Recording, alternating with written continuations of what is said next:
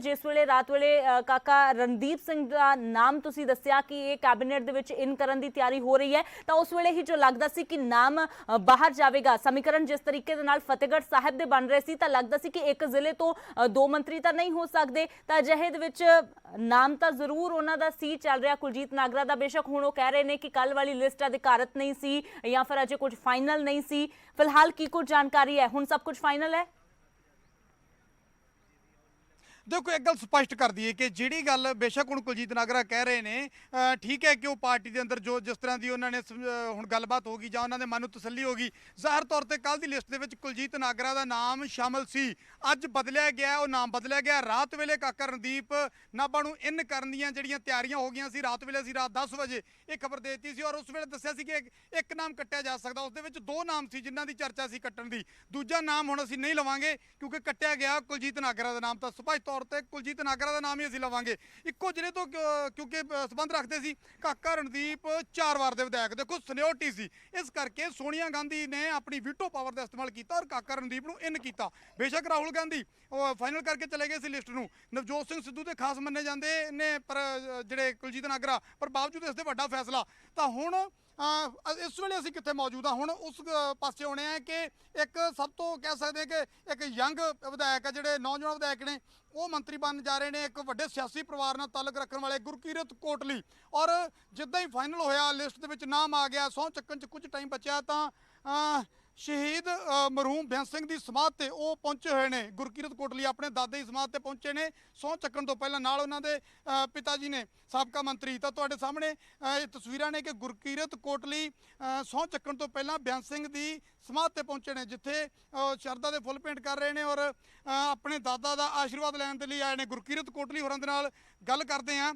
और क्योंकि पहला कई तरह का सस्पेंस है जोड़ा वो लगातार बनया रहा कि कौन इन होएगा कौन आउट होएगा, ऐसे हालात पैदा होए, ऐसे समीकरण जोड़े ने वो पैदा होए। गुरकीरत कोटली साडे कोटली साहब हुण फाइनल हो गया कि सौं चुकन जा रहे हैं गुरकीरत कोटली। रात तक भी किते ना किते थोड़ा जिहा दिल धड़कदा सी सारिਆਂ ਦਾ ही।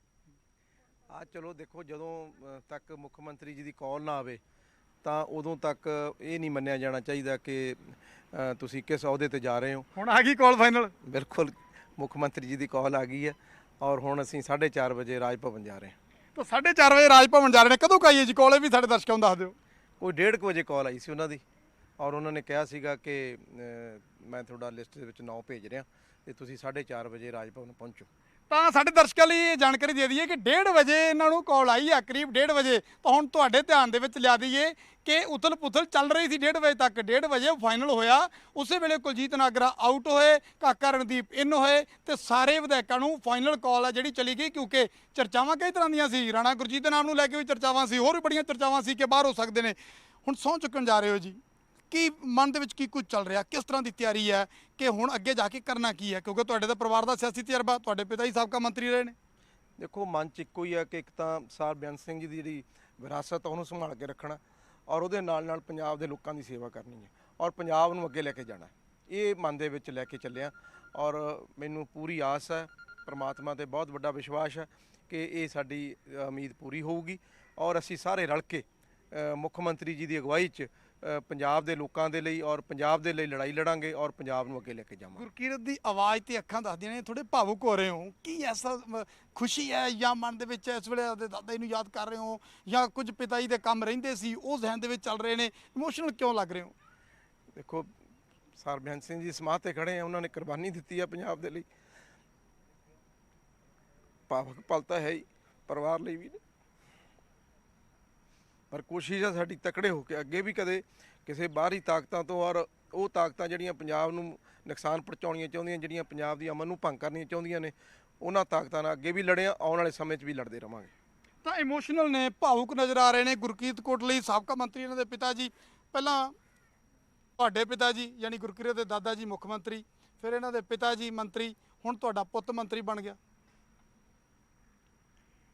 ਬੜੀ खुशी वाली गल है कि सरदार गुरकीरत सिंह पंजाब मंत्रिमंडल में शामिल किया गया है। मैं बहुत ही धन्यवाद करदा साडे सत्कारयोग श्रीमती सोनिया गांधी जी का, श्री राहुल जी का, प्रियंका जी का ਅਤੇ ਸਤਿਕਾਰਯੋਗ ਤਾਂ ਪੰਜਾਬ ਬਿਲਕੁਲ ਦੇ ਨਪਿੰਦਰ ਫਿਲਹਾਲ ਬਣੇ ਰਹੋ ਤੁਸੀਂ, ਕਿਉਂਕਿ ਹੁਣ ਇੱਕ ਇੱਕ ਕਰਕੇ ਜੋ ਸਾਰੇ ਵਿਧਾਇਕ ਮੰਤਰੀ ਬਣਨ ਜਾ ਰਹੇ ਨੇ ਉਹ ਰਾਜ ਭਵਨ ਵਾਲੇ ਪਾਸੇ ਕੂਚ ਕਰਨਗੇ। ਪਰ ਫਿਲਹਾਲ ਇੱਕ ਵੱਡੀ ਖਬਰ ਦਰਸ਼ਕਾਂ ਨੂੰ ਦੱਸ ਦਈਏ, ਸਹੁੰ ਚੁੱਕ ਸਮਾਗਮ ਤੋਂ ਪਹਿਲਾਂ ਸੀਐਮ ਚੰਨੀ ਦੀ ਬੈਠਕ ਹੋਣ ਜਾ ਰਹੀ ਹੈ। ਡਿਪਟੀ ਸੀਐਮ ਸੁਖਜਿੰਦਰ ਸਿੰਘ ਰੰਧਾਵਾ ਅਤੇ ਨਾਲ ਮਨਪ੍ਰੀਤ ਬਾਦਲ ਵੀ ਇਸ ਬੈਠਕ ਦੇ ਵਿੱਚ ਮੌਜੂਦ ਰਹਿਣਗੇ। ਅਹਿਮ ਬੈਠਕ ਮੰਨੀ ਜਾ ਰਹੀ ਹੈ ਕਿਉਂਕਿ ਬਿਲਕੁਲ ਸਹੁੰ ਚੁੱਕ ਸਮਾਗਮ ਤੋਂ ਠੀਕ ਪਹਿਲਾਂ ਇਹ ਬੈਠਕ ਹੋਣ ਜਾ ਰਹੀ ਹੈ।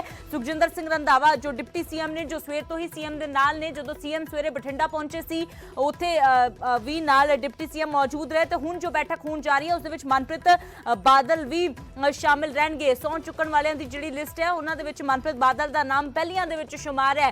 ਤਾਂ ਫਿਲਹਾਲ ਪਰ ਉਸ ਤੋਂ ਪਹਿਲਾਂ ਜੋ ਇਹ ਬੈਠਕ ਹੋਣ ਜਾ ਰਹੀ ਹੈ, ਇਸ ਬੈਠਕ ਦੇ ਬਾਰੇ ਜ਼ਿਆਦਾ ਜਾਣਕਾਰੀ ਲਈ ਪੰਕਜ ਕਪਾਹੀ ਸਾਡੇ ਸਹਿਯੋਗੀ ਜੁੜੇ ਨੇ। ਪੰਕਜ, ਠੀਕ ਸਹੁੰ ਚੁੱਕ ਸਮਾਗਮ ਤੋਂ ਕਰੀਬ ਘੰਟਾ ਅਸੀਂ ਕਹਿ ਸਕਦੇ ਹਾਂ ਕਿ ਪਹਿਲਾਂ ਇਹ ਬੈਠਕ ਦਾ ਜੋ ਜਾਣਕਾਰੀ ਮਿਲ ਰਹੀ ਹੈ, ਕੀ ਇਸ ਬੈਠਕ ਦਾ ਏਜੰਡਾ, ਕੀ ਕਾਰਨ ਇਸ ਬੈਠਕ ਨੂੰ ਐਮਰਜੈਂਸੀ ਬੁਲਾਉਣ ਦਾ?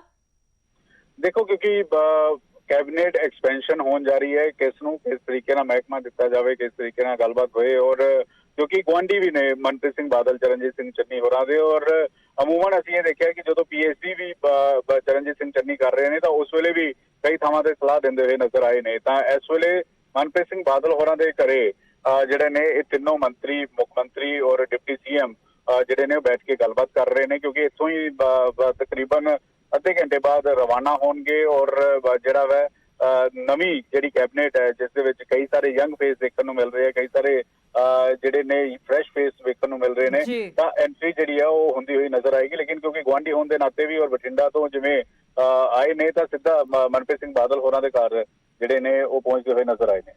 ਤਾਂ ਇਹ ਮਨਪ੍ਰੀਤ ਬਾਦਲ ਦੇ ਘਰ ਹੀ ਇਹ ਬੈਠਕ ਹੋਣ ਜਾ ਰਹੀ ਹੈ। ਪੰਕਜ, ਤੇ ਜਿਵੇਂ ਤੁਸੀਂ ਜਾਣਕਾਰੀ ਦਿੱਤੀ, ਯਾਨੀ ਕਿ ਪੋਰਟਫੋਲੀਓ ਨੂੰ ਲੈ ਕੇ ਮੰਨੀਏ ਕਿ ਬੈਠਕ ਹੋਣ ਜਾ ਰਹੀ ਹੈ, ਪੋਰਟਫੋਲੀਓ ਕਿਹਦਾ ਕਿਸ ਤਰ੍ਹਾਂ ਦਾ ਹੋਵੇਗਾ? ਕਿਉਂਕਿ ਮਨਪ੍ਰੀਤ ਬਾਦਲ ਦਾ ਮਹਿਕਮਾ ਤਾਂ ਜ਼ਾਹਿਰ ਜੀ ਗੱਲ ਹੈ ਫਾਈਨੈਂਸ ਮਿਨਿਸਟਰੀ ਹੀ ਰਹੇਗੀ, ਉਸ ਦੇ ਨਾਲ ਤਾਂ ਇਸ ਸਮੇਂ ਛੇੜਛਾੜ ਨਹੀਂ ਕੀਤੀ ਜਾ ਸਕਦੀ, ਪਰ ਹੋਰ ਕਈਆਂ ਦੇ ਮਹਿਕਮੇ ਜ਼ਰੂਰ ਬਦਲੇ ਜਾ ਸਕਦੇ ਨੇ, ਕਈਆਂ ਨੂੰ ਮਹਿਕਮਾ ਬਦਲ ਕੇ ਦਿੱਤਾ ਜਾ ਸਕਦਾ ਹੈ, ਤੇ ਕਿਉਂਕਿ ਜਿਹੜੇ 7 ਚਿਹਰੇ ਨਵੇਂ ਆਏ ਨੇ ਉਹਨਾਂ ਨੂੰ ਨਵੇਂ ਮਹਿਕਮੇ ਮਿਲਣੇ ਨੇ, ਇਸ ਬਾਰੇ ਚਰਚਾ ਹੋਵੇਗੀ।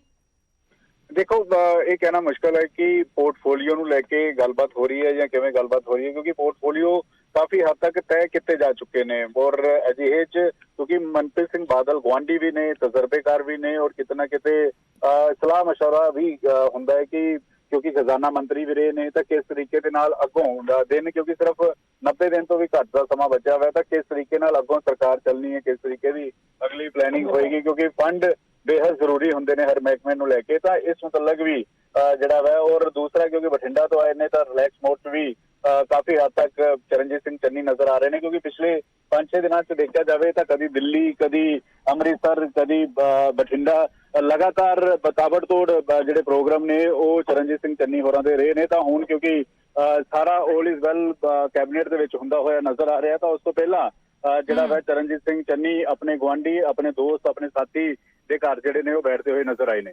ਜੀ ਪੰਕਜ, ਸ਼ੁਕਰੀਆ ਫਿਲਹਾਲ ਇਸ तमाम ਜਾਣਕਾਰੀ ਦੇ ਲਈ। ਤਾਂ ਤਸਵੀਰਾਂ ਤੁਹਾਨੂੰ ਦਿਖਾ ਰਹੇ ਹਾਂ ਮਨਪ੍ਰੀਤ ਬਾਦਲ ਦੀ ਰਿਹਾਇਸ਼ ਦੀਆਂ ਤਸਵੀਰਾਂ ਨੇ, ਕਿਉਂਕਿ ਸੀਐਮ ਚੰਨੀ ਅੱਜ ਸਵੇਰੇ ਬਠਿੰਡਾ ਦੌਰੇ ਤੇ ਸੀ, ਉੱਥੇ ਨਰਮੇ ਦੀ ਫਸਲ ਜੋ ਨੁਕਸਾਨੀ ਗਈ ਹੈ ਗੁਲਾਬੀ ਸੁੰਡੀ ਦੇ ਕਰਕੇ ਉਸ ਦਾ ਜਾਇਜ਼ਾ ਲੈਣ ਦੇ ਲਈ ਗਏ ਸੀ। ਨਾਲ ਉਹਨਾਂ ਦੇ ਡਿਪਟੀ ਸੀਐਮ ਸੁਖਜਿੰਦਰ ਸਿੰਘ ਰੰਧਾਵਾ ਵੀ ਮੌਜੂਦ ਸੀ, ਤੇ ਹੁਣ ਸੀਐਮ ਤੇ ਡਿਪਟੀ ਸੀਐਮ ਦੋਵੇਂ ਇਸ ਵੇਲੇ ਮਨਪ੍ਰੀਤ ਬਾਦਲ ਦੀ ਰਿਹਾਇਸ਼ ਤੇ ਮੌਜੂਦ ਨੇ। ਕਿਹਾ ਜਾ ਰਿਹਾ ਹੈ ਕਿ ਕੋਈ ਮੀਟਿੰਗ ਇਹਨਾਂ ਦੇ ਵੱਲੋਂ ਇੱਥੇ ਕੀਤੀ ਜਾ ਸਕਦੀ ਹੈ, ਜਾਂ ਫਿਰ ਜੋ ਬਠਿੰਡਾ ਦੇ ਵਿੱਚ ਹਾਲਾਤ ਵੇਖ ਕੇ ਆਏ ਨੇ, ਉੱਥੇ ਕਿਸਾਨਾਂ ਨੂੰ ਹਰ ਸੰਭਵ ਮਦਦ ਦਾ ਭਰੋਸਾ ਦੇ ਕੇ ਆਏ ਨੇ ਸੀਐਮ, ਉਹ ਮਦਦ ਕਿਸ ਤਰੀਕੇ ਨਾਲ ਦਿੱਤੀ ਜਾਣੀ ਹੈ, ਕਿਉਂਕਿ ਜ਼ਾਹਿਰ ਜੀ ਗੱਲ ਹੈ ਜਦੋਂ ਵੀ ਕੋਈ ਮਦਦ ਦਿੱਤੀ ਜਾਣੀ ਹੁੰਦੀ ਹੈ ਤਾਂ ਉਸ ਦੇ ਵਿੱਚ ਖਜ਼ਾਨੇ ਦਾ ਬੜਾ ਅਹਿਮ ਰੋਲ ਹੁੰਦਾ ਹੈ, ਤਾਂ ਕਿ ਕਿਸ ਤਰੀਕੇ ਦੇ ਨਾਲ ਕਿੰਨਾ ਪੈਸਾ ਮੁਆਵਜ਼ੇ ਦਾ ਜਾਂ ਦਿੱਤਾ ਜਾਣਾ ਹੈ, ਹੋ ਸਕਦਾ ਹੈ ਇਸ ਨੂੰ ਲੈ ਕੇ ਕੋਈ ਚਰਚਾ ਕੀਤੀ ਜਾਣੀ ਹੋਵੇ, ਕਿਉਂਕਿ ਕਿਸਾਨਾਂ ਦੇ ਨਾਲ ਸੀਐਮ ਵਾਅਦਾ ਤਾਂ ਕਰ ਆਏ ਨੇ, ਇਹ ਵੀ ਕਹਿ ਆਏ ਨੇ ਕਿ ਪੈਸਾ ਜੋ ਹੈ ਉਹ ਸਿੱਧਾ ਕਿਸਾਨਾਂ ਨੂੰ ਮਿਲੇਗਾ, ਵਿੱਚ ਵਿਚਾਲੇ ਕੋਈ ਵੀ ਜੋ ਵਿਚੋਲੀਏ ਨੇ ਉਸ ਪੈਸੇ ਨੂੰ ਨਹੀਂ ਠੱਗ ਪਾਉਣਗੇ। ਤਾਂ ਫਿਲਹਾਲ ਕੀ ਉਸ ਪੈਸੇ ਦੇ ਬਾਰੇ ਕੋਈ ਚਰਚਾ ਹੋਵੇਗੀ, ਕਿਉਂਕਿ ਹੁਣ ਥੋੜੀ ਦੇਰ ਦੇ ਵਿੱਚ इतों करीब आधे घंटे बाद तो इतों रवाना होना है। सारिਆਂ ने सौं चुकन के लिए राज भवन के उत्थे तैयारियां जो कीतियां जा रही ने, 4:30 बजे का समा उत्थे रखा गया है, तो उस समागम के पहुंचने तो पहला सीएम चन्नी मनप्रीत बादल के घर इत्थे बैठे हुए नजर आ रहे हैं, नाल उन्हां दे डिप्टी सीएम भी मौजूद ने।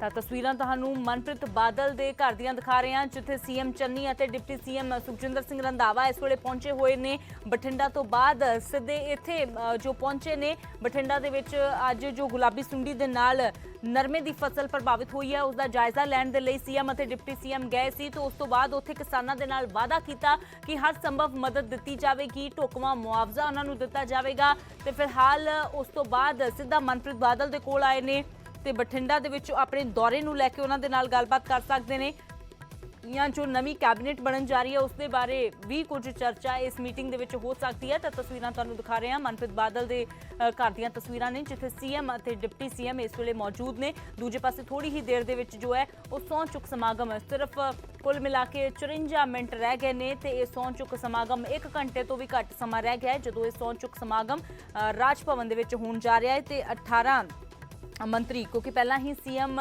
ਚਰਨਜੀਤ ਸਿੰਘ ਚੰਨੀ, ਦੂਜੇ ਪਾਸੇ 2 ਡਿਪਟੀ ਸੀਐਮ ਬਣ ਚੁੱਕੇ ਨੇ, ਸੁਖਜਿੰਦਰ ਸਿੰਘ ਰੰਧਾਵਾ ਤੇ ਓਪੀ ਸੋਨੀ, ਉਹ ਪਹਿਲਾਂ ਹੀ ਸਹੁੰ ਚੁੱਕ ਚੁੱਕੇ ਨੇ। ਤੇ ਅੱਜ 15 ਜੋ ਵਿਧਾਇਕ ਨੇ ਉਹ ਸਹੁੰ ਲੈਣਗੇ ਤੇ ਉਸ ਤੋਂ ਬਾਅਦ ਮੰਤਰੀ ਬਣਨਗੇ। ਕਿਸ ਨੂੰ ਕਿਹੜਾ ਮਹਿਕਮਾ ਮਿਲਦਾ ਹੈ ਇਹ ਵੀ ਬੜੀ ਅਹਿਮ ਗੱਲ ਹੈ, ਉਹ ਵੀ ਆਪਣੇ ਦਰਸ਼ਕਾਂ ਨੂੰ ਸਭ ਤੋਂ ਪਹਿਲਾਂ ਜਾਣਕਾਰੀ ਦੇਵਾਂਗੇ ਕਿ ਕਿਸ ਨੂੰ ਕਿਹੜਾ ਮਹਿਕਮਾ ਮਿਲਦਾ ਹੈ। ਬੇਸ਼ੱਕ ਪੁਰਾਣੇ ਮੰਤਰੀ ਕਈ ਆਪਣੀ ਕੁਰਸੀ ਬਚਾਉਣ ਦੇ ਵਿੱਚ ਕਾਮਯਾਬ ਤਾਂ ਹੋਏ ਨੇ, ਪਰ ਉਹਨਾਂ ਦਾ ਕੀ ਮਹਿਕਮਾ ਸੇਮ ਰਹਿੰਦਾ ਹੈ ਜਾਂ ਫਿਰ ਮਹਿਕਮਿਆਂ ਦੇ ਵਿੱਚ ਬਦਲਾਵ ਕੀਤਾ ਜਾਂਦਾ ਹੈ, ਇਹ ਦੇਖਣਾ ਬਹੁਤ ਇੰਪੋਰਟੈਂਟ ਹੈ। ਹਾਲਾਂਕਿ ਮਨਪ੍ਰੀਤ ਬਾਦਲ ਦਾ ਮਹਿਕਮਾ ਜੋ ਹੈ ਉਹ ਸੇਮ ਜ਼ਰੂਰ ਰਹੇਗਾ, ਕਿਉਂਕਿ ਫਾਈਨਾਂਸ ਮਿਨਿਸਟਰੀ ਹੈ ਇਸ ਟਾਈਮ ਤੇ ਉਸ ਦੇ ਨਾਲ ਛੇੜਛਾੜ ਨਹੀਂ ਕੀਤੀ ਜਾ ਸਕਦੀ। ਸਿਰਫ 3-4 ਮਹੀਨੇ ਰਹਿ ਗਏ ਨੇ ਇਸ ਸਮੇਂ ਦੇ ਵਿੱਚ ਖਜ਼ਾਨੇ ਦੇ ਬਾਰੇ ਸਮਝ ਰੱਖਣਾ, ਉਸ ਦੇ ਬਾਰੇ ਜਾਣਨਾ ਹੀ ਬੜਾ ਅਹਿਮ ਹੋ ਜਾਂਦਾ ਹੈ, ਬੜੀ ਮੁਸ਼ਕਿਲ ਗੱਲ ਹੋ ਜਾਂਦੀ ਹੈ। ਤਾਂ ਮਨਪ੍ਰੀਤ ਬਾਦਲ ਦਾ ਮਹਿਕਮਾ ਤਾਂ ਸੇਮ ਹੀ ਰਹੇਗਾ, ਫਾਈਨਾਂਸ ਮਿਨਿਸਟਰੀ ਹੀ ਲਗਭਗ ਜੋ ਉਹਨਾਂ ਦੇ ਕੋਲ ਰਹੇਗੀ, ਪਰ ਉਸ ਤੋਂ ਇਲਾਵਾ ਹੋਰ ਕਿਸ ਨੂੰ ਕਿਹੜੀ ਜ਼ਿੰਮੇਵਾਰੀ ਦਿੱਤੀ ਜਾਂਦੀ ਹੈ, ਕਿਹੜਾ ਮਹਿਕਮਾ ਕਿਸ ਨੂੰ ਮਿਲਦਾ ਹੈ, ਉਹ ਦੇਖਣਾ ਜੋ ਹੈ ਕਾਫੀ ਅਹਿਮ ਹੋਵੇਗਾ। ਕਿਉਂਕਿ 5 ਮੰਤਰੀ ਜੋ ਬਾਹਰ ਕਰ ਦਿੱਤੇ ਗਏ ਨੇ ਜਿਨ੍ਹਾਂ ਦੇ ਕੋਲ ਅਹਿਮ ਮਹਿਕਮੇ ਸੀ, ਮਾਲ ਮਹਿਕਮੇ ਦੀ ਗੱਲ ਕੀਤੀ ਜਾਵੇ ਗੁਰਪ੍ਰੀਤ ਕਾਂਗੜ ਦੇ ਕੋਲ ਸੀ, ਸਭ ਤੋਂ ਅਹਿਮ ਮਹਿਕਮੇ ਦੀ ਗੱਲ ਕੀਤੀ ਜਾਵੇ ਸਿਹਤ ਮੰਤਰਾਲਾ ਜੋ ਸੀ, ਸਿਹਤ ਹੈਲਥ ਮਿਨਿਸਟਰੀ, ਉਹ ਬਲਬੀਰ ਸਿੰਘ ਸਿੱਧੂ ਦੇ ਕੋਲ ਗਈ ਸੀ, ਉਹਨਾਂ ਨੂੰ ਬਾਹਰ ਕਰ ਦਿੱਤਾ ਗਿਆ ਹੈ। ਤਾਂ ਹੁਣ ਹੈਲਥ ਮਿਨਿਸਟਰੀ ਕਿਸ ਨੂੰ ਦਿੱਤੀ ਜਾਂਦੀ ਹੈ, ਫੋਰੈਸਟ ਡਿਪਾਰਟਮੈਂਟ ਕਿਸ ਨੂੰ ਦਿੱਤਾ ਜਾਂਦਾ ਹੈ, ਕਿਉਂਕਿ ਸਾਧੂ ਸਿੰਘ ਧਰਮਸੋਤ ਨੂੰ ਵੀ ਬਾਹਰ ਕਰ ਦਿੱਤਾ ਗਿਆ। ਤਾਂ ਸਾਧੂ ਸਿੰਘ ਧਰਮਸੋਤ ਦਾ ਜੋ ਮਹਿਕਮਾ ਹੈ ਉਹ ਕਿਸ ਨੂੰ ਦਿੱਤਾ ਜਾਂਦਾ ਹੈ, ਦੂਜੇ ਪਾਸੇ ਉਦਯੋਗ ਕਿਸ ਨੂੰ ਦਿੱਤਾ ਜਾਂਦਾ ਹੈ, ਇੰਡਸਟਰੀ ਦੀ ਜ਼ਿੰਮੇਵਾਰੀ ਕਿਸ ਨੂੰ ਦਿੱਤੀ ਜਾਂਦੀ ਹੈ, ਕਿਉਂਕਿ ਸੁੰਦਰ ਸ਼ਾਮ ਅਰੋੜਾ ਨੂੰ ਵੀ ਬਾਹਰ ਕਰ ਦਿੱਤਾ ਗਿਆ।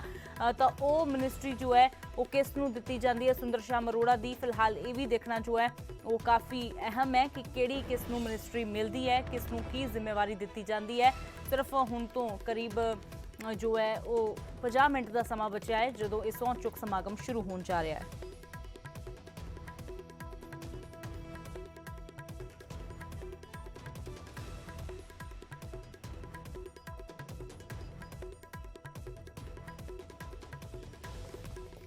ਤਾਂ ਇਸ ਸਹੁੰ ਚੁੱਕ ਸਮਾਗਮ ਦੇ ਨਾਲ ਜੁੜੀ ਇੱਕ ਖਬਰ ਤੇ ਨਜ਼ਰ ਬਣੀ ਹੋਈ ਹੈ। ਫਿਲਹਾਲ ਇੱਕ ਛੋਟੇ ਜਿਹੇ ਬ੍ਰੇਕ ਦੇ ਲਈ ਰੁਕਦੇ ਹਾਂ।